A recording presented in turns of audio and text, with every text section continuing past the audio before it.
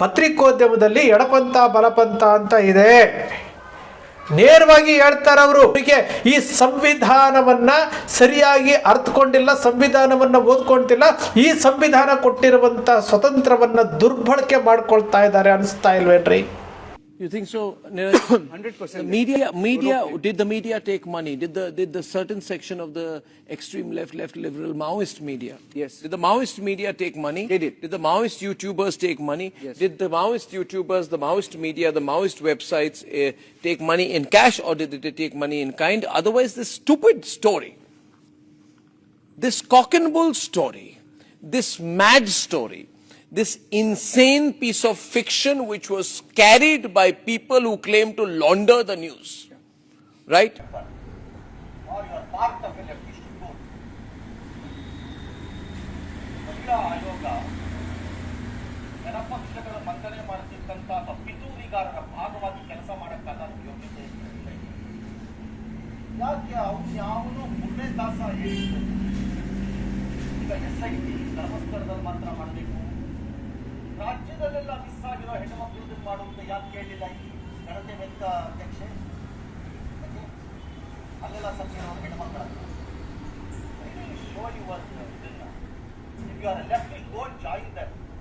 ಮಹಿಳೆಯರ ಹೆಸರಿನಲ್ಲಿ ದಗಾಕೋರ್ತನ ಮಾಡಬೇಕು. ಯಾಕೆ ಅದೊಂದು ಕಡೆ ಕಾಗ್ದ ಅಲ್ಲಿ 10 ಜನ ಸಿಕ್ಕಿ ಯಾವುದೇ ಪೊಲೀಸ್ ಸ್ಟೇಷನ್ ಜಾಸ್ತಿ ಹೋದ್ರು ಇವತ್ತು ಯಾವುದೇ ತೆಗೆದು 10 ಜನ ಸಿಕ್ಕತ್ತೆ.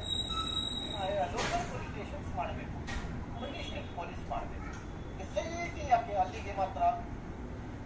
ಯಾಕೆ ರಾಜ್ಯದಲ್ಲಿ ನೀವು ಧರ್ಮಸ್ಥಳದ ಲೆಫ್ಟಿಸ್ಟ್ಗಳ ಮಹಿಳಾ ಆಯೋಗದ ಅಧ್ಯಕ್ಷನ ಏನು ನೀವು?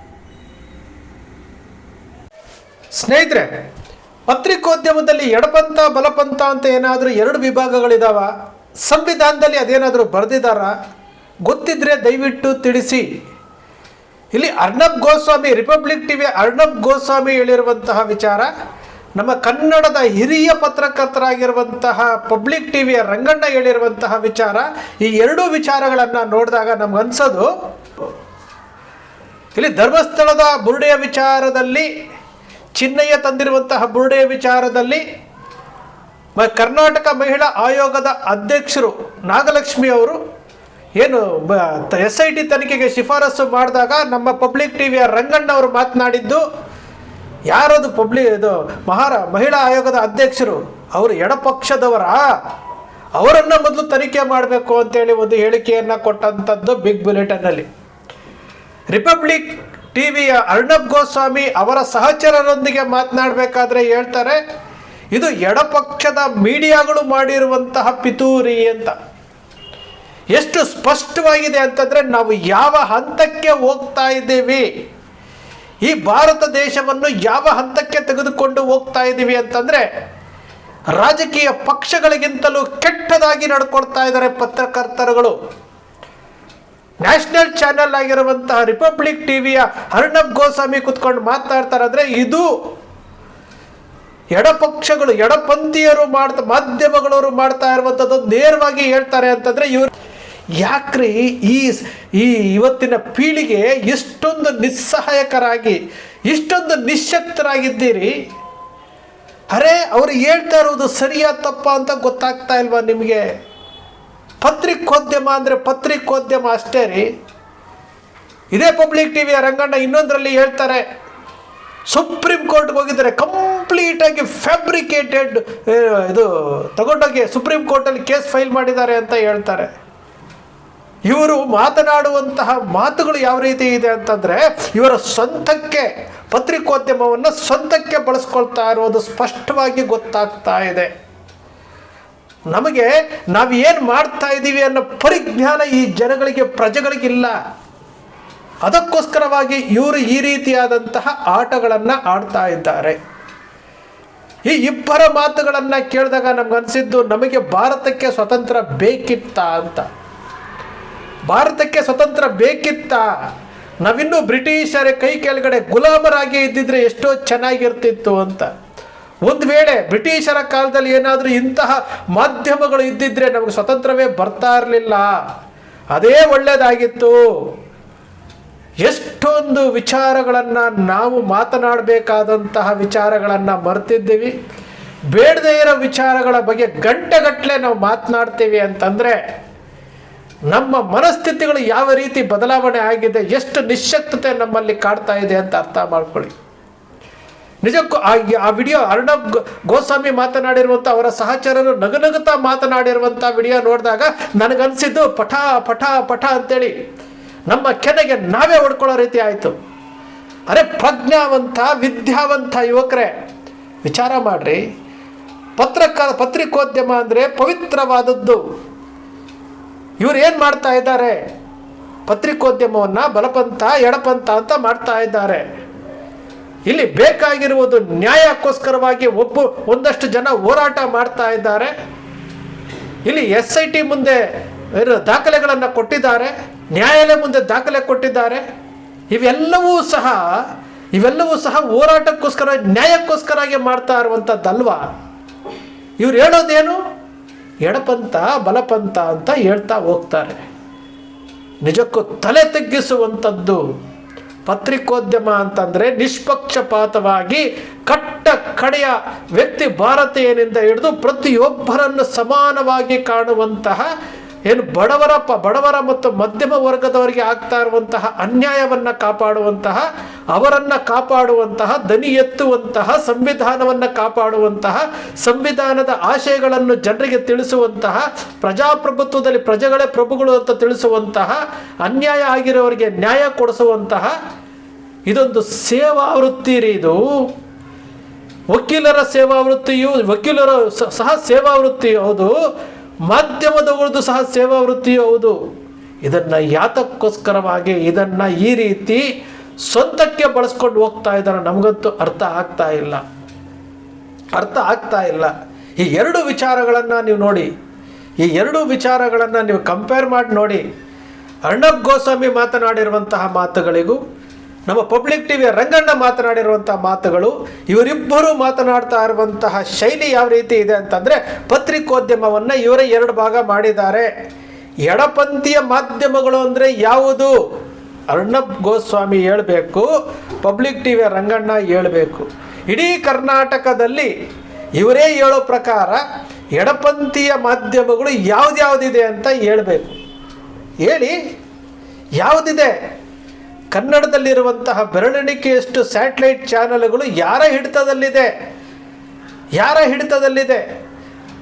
ಪ್ರಿಂಟ್ ಮಾಧ್ಯಮಗಳು, ಪತ್ರಿಕೆಗಳು, ದಿನಪತ್ರಿಕೆಗಳು ಯಾರ ಹಿಡಿತದಲ್ಲಿದೆ? ವಿಚಾರ ಮಾಡಬೇಕಲ್ವಾ? ಎಡಪಂಥೀಯ ಮಾಧ್ಯಮಗಳು ಅಂತಾರಲ್ಲ ನಮ್ಮ ಅರ್ಣಬ್ ಗೋಸ್ವಾಮಿ ಅವರು. ಕರ್ನಾಟಕದಲ್ಲಿ ಒಂದು ಎಡಪಂಥೀಯ ಮಾಧ್ಯಮಗಳನ್ನು ತೋರಿಸ್ಬಿಡಿಯಪ್ಪ. ಪಬ್ಲಿಕ್ ಟಿವಿಯ ರಂಗಣ್ಣ ತೋರಿಸ್ಬಿಡಿ. ಇಷ್ಟು ಚೆನ್ನಾಗಿ ಕತೆ ಕಟ್ತಾ ಇದ್ದಾರೆ ಅಂತಂದರೆ ನಾವು ಅರ್ಥ ಮಾಡ್ಕೊಳ್ಬೇಕಾಗಿರೋದು ಏನ್ರಿ? ಏನನ್ನು ಅರ್ಥ ಮಾಡ್ಕೊಳ್ಬೇಕು ನಾವು? ಇವರು ಪತ್ರಕರ್ತರ?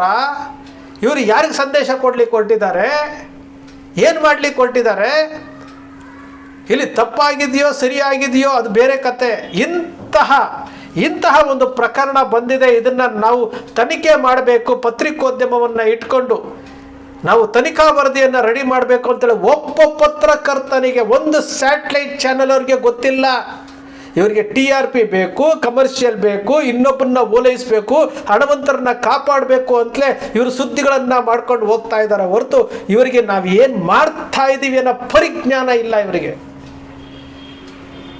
ಅರೆ ಚಿನ್ನಯ್ಯ ಹೂತು ಹಾಕಿರುವಂತಹ 16 ಕಡೆ ತೋರಿಸಿದ್ದಾನೆ, ಅದರಲ್ಲಿ 3 ಕಡೆ ಅಸ್ಥಿ ಪಂಜರ ಸಿಕ್ಕಿದೆ ಅಂತ SIT ಹೇಳ್ತಾ ಇದೆಯಲ್ಲ, ಇದ್ರ ಬಗ್ಗೆ ಹೇಳ್ಬೇಕಲ್ಲ ನೀವು. 3 ಕಡೆ ಅಸ್ಥಿ ಪಂಜರ ಸಿಕ್ಕಿದೆಯಲ್ಲ, ಚಿನ್ನಯ್ಯ ಹೇಳಿರುವಂಥ 16 ಕಡೆ 3 ಕಡೆ ಸಿಕ್ಕಿದೆಯಲ್ಲ, ಬೆಳ್ತಂಗಡಿ ನ್ಯಾಯಾಲಯಕ್ಕೆ ಕೊಟ್ಟಿರುವಂಥ SIT ಕೊಟ್ಟಿರುವಂಥ ರಿಪೋರ್ಟಲ್ಲಿ ಹೇಳ್ತಾ ಇದೆಯಲ್ಲ. ಬಂಗ್ಲೆಗೂಡದಲ್ಲಿ ಸಿಕ್ಕಿರುವಂಥ ಅಸ್ಥಿ ಪಂಜರಗಳು ಯಾರ್ದು ಹೇಳ್ಬೇಕಲ್ಲ. ಏನಾದರೂ ಮಾತಾಡ್ತಾ ಇದ್ದೀರಾ ನೀವು? ತಲೆ ತಗ್ಗಿಸುವಂತಹ ಮಾತುಗಳನ್ನು ಆಡ್ತಾ ಇದ್ದೀವಿ. ತಲೆ ತಗ್ಗಿಸುವಂಥದ್ದು ನ್ಯಾಯಕ್ಕೋಸ್ಕರವಾಗಿ. ಫ್ಯಾಬ್ರಿಕೇಟೆಡ್ ಅಂತೆ, ಕಂಪ್ಲೀಟ್ ಫ್ಯಾಬ್ರಿಕೇಟೆಡ್ ಅಂತೆ. ಅವರು ಹೇಳ್ತಾರೆ ಕಂಪ್ಲೀಟ್ ಬುಲ್ಶೀಟ್ ಅಂತೆ. ಏನ್ರಿ ಇವರು? ಈ ಪ್ರಜಾಪ್ರಭುತ್ವವನ್ನು ಯಾವ ರೀತಿ ಬಳಸ್ಕೊಳ್ತಾ ಇದ್ದಾರೆ? ಸಂವಿಧಾನ ಕೊಟ್ಟಿರುವಂಥ ಸ್ವತಂತ್ರವನ್ನು ಯಾವ ರೀತಿ ಬಳಸ್ಕೊಳ್ತಾ ಇದ್ದಾರೆ? ಈ ಮಾತುಗಳನ್ನು ಕೇಳ್ತಾ ಅಂತಂದಾಗ ಈ ಏನು ರಾಜಕೀಯದಲ್ಲಿರುವಂತಹ ಈ ರಾಜಕಾರಣಿಗಳು ಮಾತನಾಡ್ತಾರಲ್ಲ, ಅವ್ರಿಗೂ ಇವ್ರಿಗೂ ಯಾವುದೇ ವ್ಯತ್ಯಾಸ ಕಾಣ್ತಾ ಇಲ್ಲ. ಈ ಸಂವಿಧಾನ ಎಲ್ಲರಿಗೂ ಸೇರಬೇಕಾಗಿರುವಂಥದ್ದು. ಈ ಪತ್ರಿಕೋದ್ಯಮವನ್ನು ನೀವು ನಿಮ್ಮ ಸ್ವಂತಕ್ಕೆ ಬಳಸ್ಕೊಳ್ಳುವಂತಹ ಹಕ್ಕು ಯಾರೂ ಕೊಟ್ಟಿಲ್ಲ ನಿಮಗೆ. ನಿಮ್ಮ ಕೈನಲ್ಲಿ ಆಗೋದಿಲ್ಲ, ನಿಮ್ಮ ಕೈಯಲ್ಲಿ ಆಗೋದಿಲ್ಲ. ಪದೇ ಪದೇ ಪದೇ ಹೇಳ್ತಾ ಇದ್ದೀವಿ, ತಪ್ಪುಗಳ ಮೇಲೆ ತಪ್ಪುಗಳನ್ನು ಮಾಡ್ತಾ ಇದ್ದೀರಿ. ದಯಮಾಡಿ ನಿಮ್ಮ ಸ್ಯಾಟಲೈಟ್ ಚಾನೆಲ್ಗಳನ್ನು ಬಂದ್ ಮಾಡಿ ಹೊರಟೋಗ್ಬಿಡಿ. ಯಾವ ಪರಿಸ್ಥಿತಿಗೆ ತಂದುಬಿಟ್ಟಿದ್ದೀರಿ ಇವತ್ತು. ಎಡಪಂಥ ಅಂತೆ, ಬಲಪಂಥ ಅಂತೆ, ಮತ್ಯಾವುದಾದ್ರೂ ಒಂದು ಪಂಥ ಸೇರಿಸ್ಕೊಳ್ಳೋದಂತೆ ಡಿವೈಡ್ ಮಾಡಿಬಿಡ್ರಿ. ಸ್ಯಾಟಲೈಟ್ ಚಾನೆಲ್ಗಳು ಬೋರ್ಡ್ ಹಾಕ್ಬಿಡಿ. ನಾವೆಲ್ಲ ಬಲಪಂಥೀಯರು, ಎಡಪಂಥೀಯರ ಲಿಸ್ಟಲ್ಲಿ ನೋಡಿದ್ರೆ ಒಬ್ಬರೂ ಇಲ್ಲ. ಇವ್ರು ಹೇಳ್ತಾರೆ ಎಡಪಂಥ ಬಲಪಂಥ ಅಂತ. ಇದು ಕತೆ ರೀ. ನಮ್ಮ ದೇಶದ ಇವತ್ತಿನ ದುಸ್ಥಿತಿಗೆ ಇದೆ ಕಾರಣ.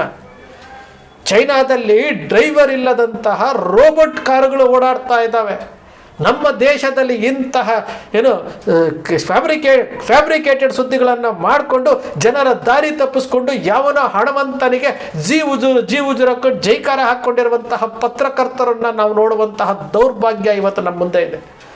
ಸ್ನೇಹಿತರೆ, ಬೇಸರ ಆಗುತ್ತೆ ಇಂಥವ್ರ ಮಧ್ಯೆ ನಾವಿದ್ದೀವಲ್ಲ ಅಂತೇಳಿ. ಇಡೀ ಪ್ರಜಾಪ್ರಭುತ್ವ ವ್ಯವಸ್ಥೆಯಲ್ಲಿ ಸಂವಿಧಾನವನ್ನು ಇವರು ವೈಯಕ್ತಿಕ ಲಾಭಕ್ಕೋಸ್ಕರವಾಗಿ ಮಾಡ್ಕೊಳ್ತಾ ಇದ್ದಾರಲ್ಲ. ಪ್ರಶ್ನಿಸುವಂತಹ ಹಕ್ಕು ಪ್ರತಿಯೊಬ್ಬ ಪ್ರಜೆಗೂ ಇದೆ, ಯಾರು ಮಾತನಾಡ್ತಾ ಇಲ್ವಲ್ಲ.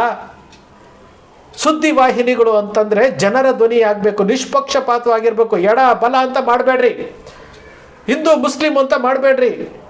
ನಿಮ್ಮದೇ ಆದಂತಹ ಘನತೆ ಗೌರವ ನಿಮಗೆ ಇದೆ. ಅರ್ಥ ಮಾಡಿಕೊಂಡ್ರೆ ನೀವು ಮೇಲ್ಮಟ್ಟಕ್ಕೆ ಹೋಗ್ತೀರಿ. ಇಲ್ಲ ಅಂತಂದರೆ ಈ ರೀತಿಯಾಗಿ ಜನರು ನಿಮ್ಮನ್ನು ನೋಡಿ ಇವರು ಈ ಪರಿಸ್ಥಿತಿಗೆ ಇಳಿದ್ಬಿಟ್ರ ಅಂತ ಹೇಳ್ಬಿಟ್ಟು ಒಂದು ರೀತಿಯಾಗಿ ನಿಮ್ಮನ್ನು ನಿರ್ಲಕ್ಷ್ಯ ಮಾಡೋ ರೀತಿಯಲ್ಲಿ ನಡ್ಕೊಳ್ತಾ ಇದ್ದಾರೆ. ಇವತ್ತು ನಿಮ್ಮ ಸ್ಯಾಟಲೈಟ್ ಚಾನೆಲ್ಗಳನ್ನು ನೋಡ್ತಾ ಇರುವಂಥ ರೀತಿನೇ ಬೇರೆ. ನಿಮಗೆಲ್ಲೋ ಒಂದು ಕಡೆ ಲಾಭ ಆಗುತ್ತೆ ಅಂತ ಹೇಳ್ಬಿಟ್ಟು ಈ ನಿಮ್ಮ ನೈತಿಕತೆಯನ್ನು, ಮೌಲ್ಯಗಳನ್ನು ಇದನ್ನು ಮರೆತು ಬಿಟ್ಟಿದ್ದೀರಿ. ಸ್ನೇಹಿತರೆ, ನಿಮ್ಮ ಅಕ್ಷರ ಮೀಡಿಯಾ ಯಾವತ್ತೂ ಸೃಷ್ಟಿ ಮಾಡೋದಿಲ್ಲ, ಕಲ್ಪನೆ ಮಾಡೋದಿಲ್ಲ, ವಾಸ್ತವದ ವಿಚಾರವನ್ನು ವಿಶ್ಲೇಷಣೆ ಮಾಡುತ್ತೆ. ನಿಮ್ಮ ಅಕ್ಷರ ಮೀಡಿಯಾದ ವಿಶ್ಲೇಷಣೆ ನಿಮ್ಗೆ ಇಷ್ಟ ಆಯಿತು ಅಂದರೆ ಸಬ್ಸ್ಕ್ರೈಬ್ ಆಗಲಿಲ್ಲ ಅಂದರೆ ಸಬ್ಸ್ಕ್ರೈಬ್ ಮಾಡ್ಕೊಳ್ಳಿ. ಪಕ್ಕದಲ್ಲಿ ಕಾಣುವಂಥ ಬೆಲ್ ಐಕಾನ್ ಪ್ರೆಸ್ ಮಾಡಿ, ಶೇರ್ ಮಾಡಿ, ಪ್ರೋತ್ಸಾಹ ನೀಡಿ.